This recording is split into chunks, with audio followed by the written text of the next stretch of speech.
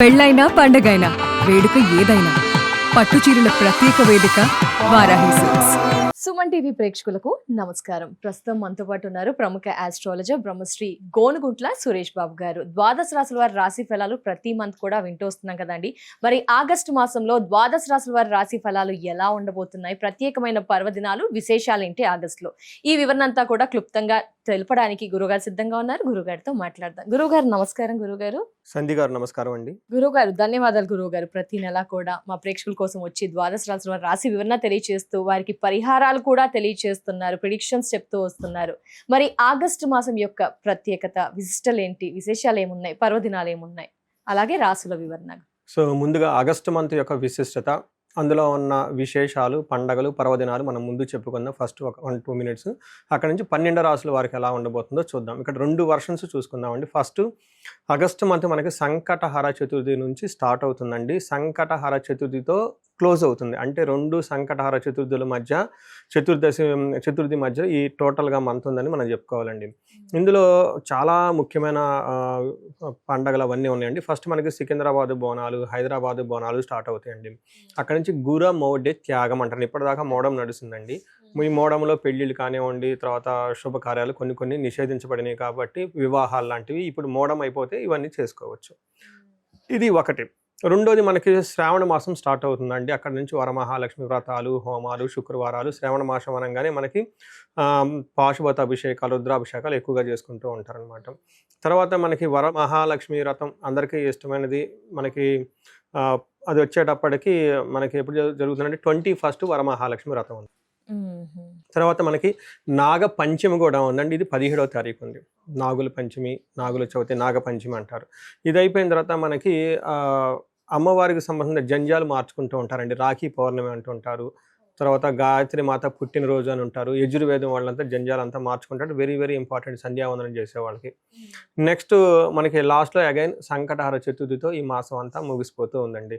ఇందులో ఈ విధంగా అనేక రకాలైన పండగలు, విశేషాలు, చాలా విశిష్టతలన్నీ కలిగి ఉన్నారండి. సో ఇది అంతా ఒక పక్కన అయితే మనకి జ్యోతిష శాస్త్రం ప్రకారం 4 గ్రహాలు మారుతూ ఉన్నాయండి. సో ఈ 4 గ్రహాలు మారే వాటిలో ఫస్ట్ వచ్చేటప్పటికి శుక్రుడు ఆగస్టు 1నే మారుతూ ఉన్నారండి. తర్వాత సెకండ్ గ్రహం కుజుడు ఆగస్టు 2ను మారుతూ ఉన్నారు. బుధుడు వచ్చేటప్పటికి ఆగస్టు 5th. అంటే ఆగస్టు 1st, 2nd, 5th 3 గ్రహాలు మారుతున్నాయి. ఆగస్టు 17th సూర్యుడు మారుతూ ఉన్నారు. 4 గ్రహాలు మారుతున్నాయి. సో టోటల్గా ఇలాంటి పర్వదినాలు కలిగిన ఈ శ్రావణ మాసంలో 4 గ్రహాలు మారటం వల్ల మనకి 12 రాసుల వారికి ఎలా ఉందో మనం చూద్దాం. గురువు గారు, 4 గ్రహాల మార్పుతో ఎలాంటి ఫలితాలు ఆగస్టు నెలంతా కూడా వృషభ రాశి వారికి ఉండబోతున్నాయి? సో వృషభ రాశి మనం సింపుల్గా చూసుకుంటే ప్రొఫెషనల్ మ్యాటర్లో చాలా బాగుంటుందండి. ప్రమోషన్స్ వచ్చే అవకాశం ఉంటుంది, గ్రోత్ ఉంటుంది. They are the gems, they excel, they go very smoothly. But ఇంటికి సంబంధించిన వ్యవహారాల్లో కొంచెం చిందరవందరగా ఉంటుంది, ఎగుడు దిగుడుగా ఉంటుంది, కొంచెము ఇంగ్లీష్లో కయోటిక్ అంటారు చూడండి, అలా కొంచెం ప్రాబ్లమాటిక్గా ఉంటుంది. అలానే ఇంటర్పర్సనల్ స్కిల్స్లో కొంచెం జాగ్రత్త పడాలి. మిగతా అన్ని విషయాల్లో అయితే బాగానే ఉంటుంది. అందులో మనకి ఏం చెప్తామంటే ఇందులో ఉన్న నక్షత్రాలు చూసుకుంటే వృషభ రాశి వాళ్ళకి కృతిక 2, 3, 4 పాదాలు, రోహిణి 1, 2, 3, 4 పాదాలు, మృగశిర 1, 2 అంతా ఇందులో ఉంటారు. మనం పేరు బలం బట్టి చూసుకుంటే ఇందులో ఈ, ఊ, ఏ, ఓ, వా, వి, వే, ఓ అన్న లెటర్స్ అంతా ఇందులో ఉంటారు. మనం ముందుగా చెప్పుకున్న 4 గ్రహాల మార్పుతో ఎఫెక్ట్ ఎలా ఉంటుంది అనేది సింపుల్ ఇంగ్లీష్లో మన సంస్కృతంలో చిన్న మాటలో చెప్పుకోవచ్చు. మన మహర్షులు చెప్పేశారు. అందులో ఏం చెప్తారంటే సూర్యుని వల్ల మానహాని అంటే డిజానర్, అవమానం జరిగే అవకాశం ఎక్కువగా ఉంటుంది. తర్వాత కుజుని వల్ల ధనచ్ఛేదం అంటే లాస్ ఆఫ్ ప్రాపర్టీ, కూడబెట్టిన ధనం ఏమంటే కోల్పోతారు, సేవింగ్స్ లాస్ అవుతుందని చెప్పుకోవచ్చు. నెక్స్ట్ బుధుని వల్ల శత్రువుల బాధల నుంచి, శత్రువులు అంటారు వాళ్ళ నుంచి అబ్స్టికల్స్, ఛాలెంజెస్ ఎక్కువగా ఉంటాయని మనం చెప్పుకోవచ్చు. నెక్స్ట్ శుక్రుని వల్ల 5వ స్థానంలో ఉండటంతో మహాభాగ్య యోగం. మనకేం చెప్తారంటే పుత్రుల ద్వారా, సంతానం ద్వారా లాభం ఉంటుంది అని మనం చెప్పుకోవచ్చు. ఎవరైతే రాజకీయ నాయకులు ఉంటారో వాళ్ళకి ఫాలోవర్స్ నుంచి లాభము, సమాజంలో కీర్తి ప్రతిష్టలు ఇవన్నీ వచ్చే అవకాశం ఉంటుంది. ఇది మనకి ఒక్కొక్క గ్రహం టోటల్గా మంత్ ఎలా ఉండబోతున్నది సింపుల్గా మనం చెప్పుకోవచ్చు. ఇప్పుడు మనకి ఒక్కొక్క గ్రహం డీటెయిల్స్ చూసుకుంటే ఇందులో సూర్యుడి వల్ల మనకి ఏం చెప్తారంటే మిక్స్డ్ రిజల్ట్ అని చెప్తారు. ఒక పక్క వీళ్ళకి జాబ్లో ప్రమోషన్ రావటం, కొత్తగా జాబ్లో ఆపర్చునిటీ రావటం, బాస్తో మంచి ఒక హెల్దీ రిలేషన్షిప్ మెయింటైన్ చేయటం, ఆఫీస్లో చక్కగా బాగుంటారని చెప్పుకోవచ్చు. రివర్స్లో ఇంటికి సంబంధించిన వ్యవహారాల్లో కొంచెం జాగ్రత్తగా ఉండాలి, అన్కంఫర్టబుల్గా ఫీల్ అవుతూ ఉంటారు, గొడవలు అయ్యే అవకాశం ఎక్కువగా ఉంటుందని మనకు చెప్తా ఉంటారు. అంటే సూర్యగ్రహం వల్ల మంచి చెడు రెండు ఉంది. సో ఇందులో మనకి సంస్కృతంలో ఏం చెప్తారంటే అంతఃక్లేశం గృహఛిద్రం సౌఖ్యహానిమ భోజనం ప్రయాణే విఘ్నమాప్నోతి చతుర్దశే సంయుతే రవి అంటారు సంస్కృతంలో.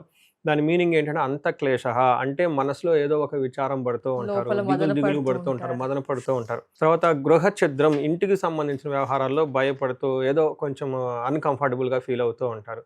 గృహానికి సంబంధించిన మదర్ కానివ్వండి, ఇంట్లో వాడే కార్లు కానివ్వండి, వెహికల్స్ కానీ సంథింగ్ ఇంటికి సంబంధించిన వ్యవహారాల్లో ఇబ్బంది పడే అవకాశం ఉంటుంది. నెక్స్ట్ మా భోజనం, టయానికి భోజనం చేయకుండా ఉంటూ ఉంటారు. మోస్ట్ ఇంపార్టెంట్ ప్రయాణే విఘ్నమాప్నోతి అని చెప్తారు. అంటే ప్రయాణాలు కనుక చేస్తే అందులో ఆటంకాలు వస్తూ ఉంటాయని మనకు చెప్తూ ఉంటారు. మనుషులక వెహికల్స్ కి డ్యామేజ్ అవ్వడం, లేకపోతే వెహికల్స్ ఏమన్నా టైర్లు అలా అవ్వడమా, ఎలా అంటారు గురుగారు? ఇక్కడ ఏంటంటే ఆటంకాలు అంటే మనం ఆటంకంగా ఫీల్ అయిపోతూ ఉంటాం అనమాట. జర్నీ ఈజ్ ద జర్నీనే. బట్ అందులో కొన్నిసార్లు మనం వెళ్ళే టైం కానివ్వండి, లేదంటే మనుషులు అన్కంఫర్టబుల్గా ఫీల్ అవుతారని మనం చెప్పుకోవచ్చు అనమాట. సో ఈ విధంగా సూర్యుడు వచ్చేటప్పటికి మిక్స్డ్ రిజల్ట్ ఇస్తున్నారని మనం చెప్పుకోవాలి. అయితే వీళ్ళకి బాగా ఇబ్బంది పెట్టే ఇంకో గ్రహం ఏంటంటే కుజుడు అని చెప్తారు. కుజుడు వీళ్ళకి 100% ఇబ్బంది పెడుతూ ఉంటారు.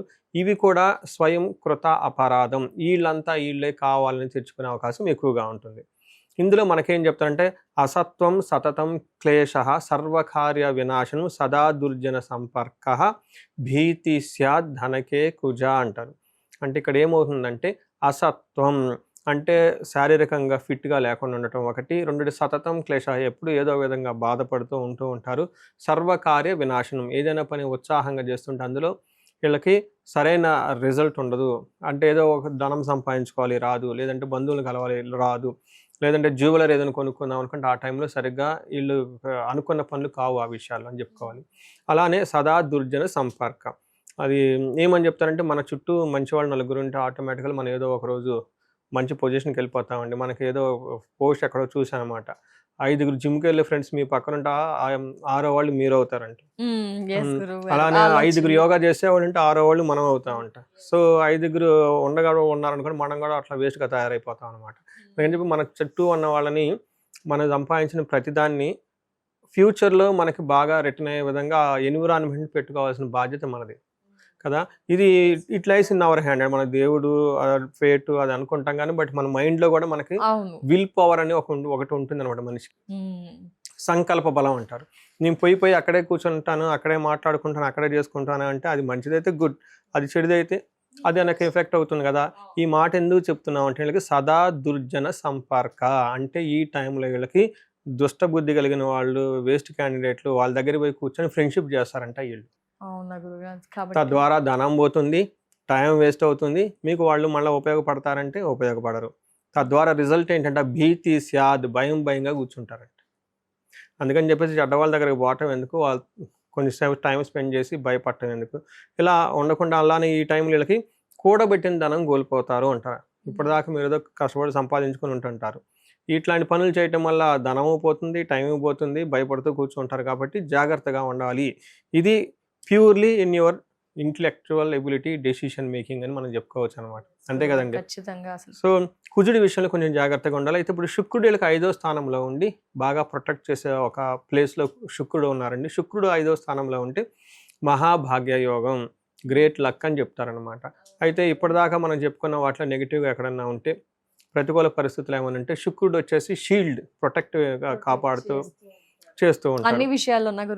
కొన్ని విషయాల్లో ఇందులో మనకేం చెప్తారంటే శుక్రుడు వీళ్ళకి 5వ స్థానంలో అంటే దాసీ భృత్య జనలాభ నిత్య మృష్టాన్న భోజనం ధన ధాన్య అభీష్టార్థ సిద్ధి పంచమస్తే భవేద్ భృగో అంటారు.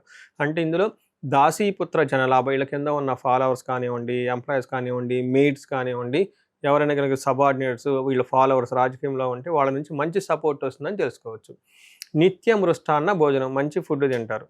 నెక్స్ట్ ధనధాన్య అభీష్టార్థ సిద్ధి, ధనం విషయంలో ధాన్యం విషయంలో అనుకున్న పనులని నెరవేరుతూ ఉంటాయి అని చెప్పేసి చెప్తూ ఉంటారు.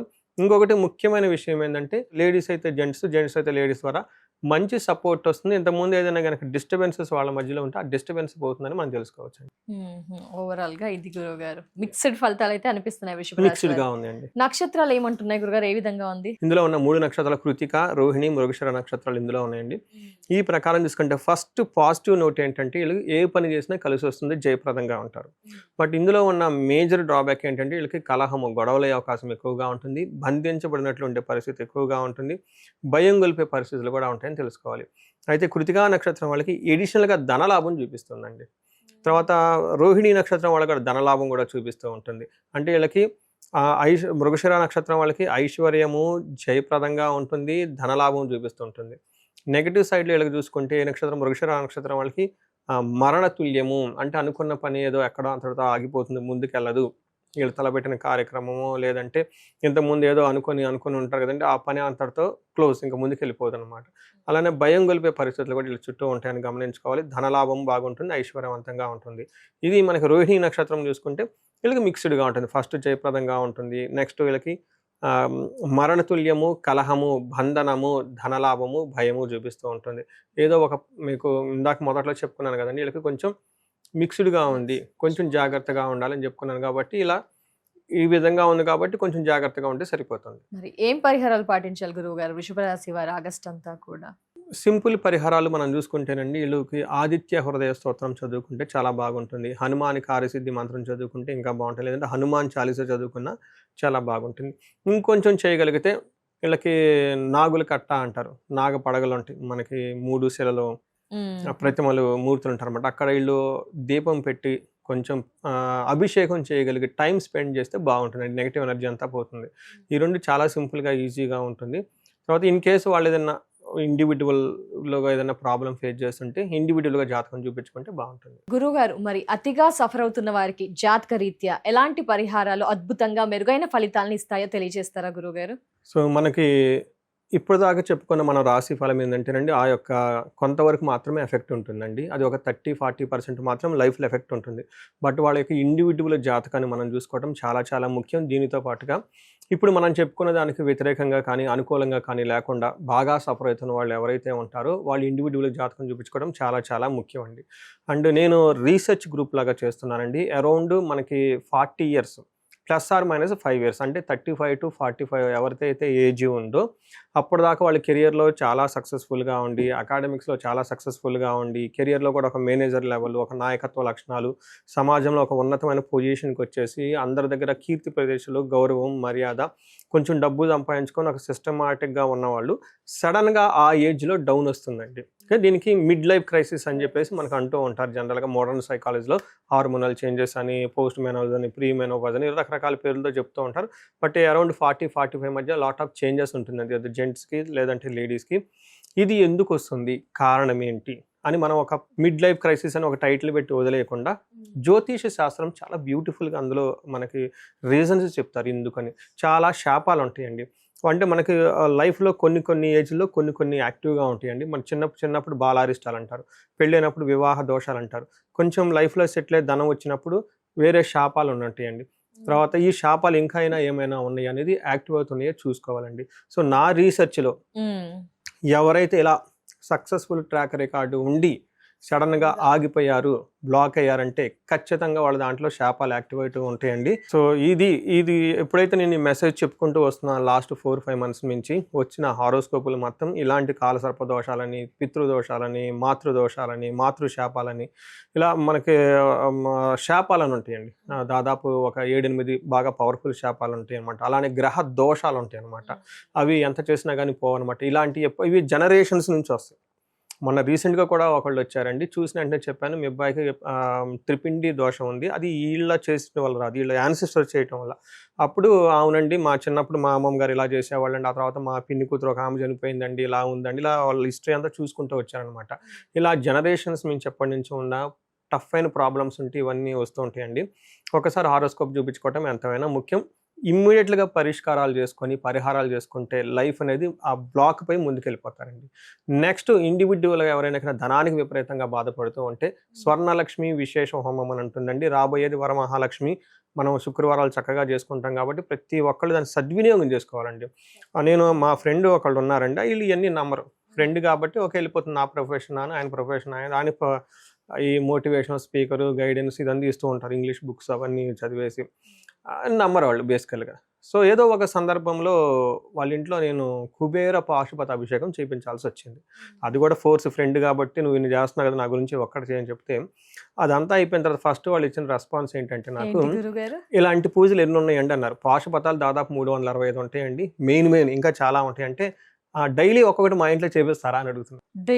డైలీ ఒకటి ఏమని చెప్పేసి చూడండి, అంటే ఆ మంత్రాలకి ఆ వైబ్రేషన్స్ అలా ఉంటుందండి. ఇప్పుడు ఒక చిన్న మాట మిమ్మల్ని అలా అంటే నెగిటివ్గా ఫీల్ అయిపోతాం.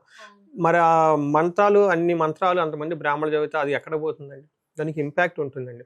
అందుకని ఇలాంటి పరిష్కారాలు చక్కగా చేసుకుని లైఫ్లో 10 అంతలు ముందుకెళ్ళాలని చెప్పేసి నేను కోరుకుంటున్నాను. వచ్చేది స్వర్ణలక్ష్మి, మనకి లక్ష్మీ వ్రతాలన్నీ ఉన్నాయి కాబట్టి స్వర్ణలక్ష్మి అభిషేకం ఉంటుంది, పాశుపత అభిషేకం, విశేష హోమం ఉంటుంది. అందరూ చక్కగా సెలబ్రేట్ చేసుకొని ధనవంతులు కావాలని చెప్పేసి నేను కోరుకుంటున్నాను.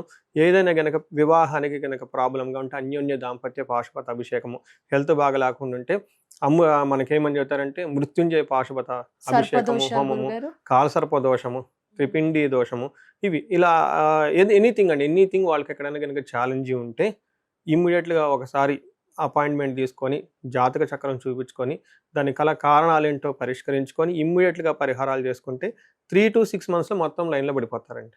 సో ఎన్నో కేసులు చేస్తున్నాను. ఇది మహర్షులు ఇచ్చిన ఈ జ్ఞానాన్ని, మన పెద్దవాళ్ళు ఇచ్చిన ఈ మంత్రాలని, వీటిని ఉపయోగించుకొని లైఫ్ 10 అంతలు వెళ్ళాలని చెప్పేసి నేను కోరుకుంటానండి.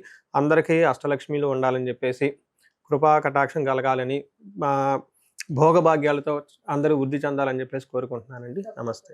ధన్యవాదాలు గురువు గారు. రాశి వివరణ, ప్రిడిక్షన్, పరిహారాలు, అలాగే అతిగా సఫర్ అవుతున్న వారికి కూడా పరిహారాలు తెలియజేసినందుకు చాలా ధన్యవాదాలు గురుగారు. నమస్కారం. నమస్తే.